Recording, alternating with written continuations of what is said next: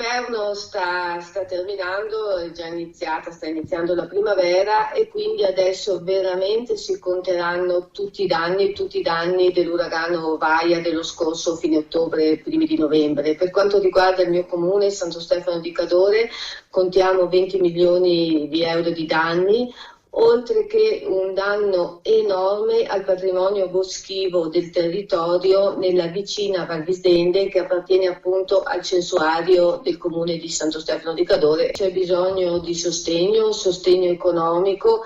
L'appello della prima cittadina di Santo Stefano di Cadore è stato raccolto dai pensionati della CGIL, che hanno deciso di aiutare economicamente il comune di Santo Stefano organizzando per l'8 e il 15 giugno 2 gite aperte a tutti nel comune cadorino, i cui boschi furono decimati dalle tempeste dello scorso autunno. Non gite qualsiasi, ma gite solidali.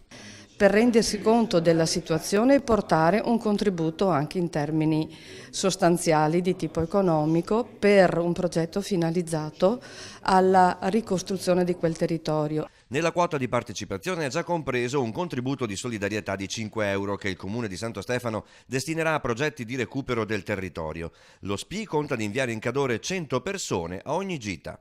Il CGIL si fa promotore di queste iniziative, ma noi speriamo che i partecipanti o tutti coloro che volessero darci una mano siano cittadini, tutti i cittadini, a prescindere dall'iscrizione o meno allo SPI CGIL. In gita in Cadore per solidarietà con il Cadore, intanto e magari per chi ci andrà l'occasione di conoscere quei territori e valutare una vacanza da quelle parti, altra maniera per chi può di aiutare da veneti altri veneti.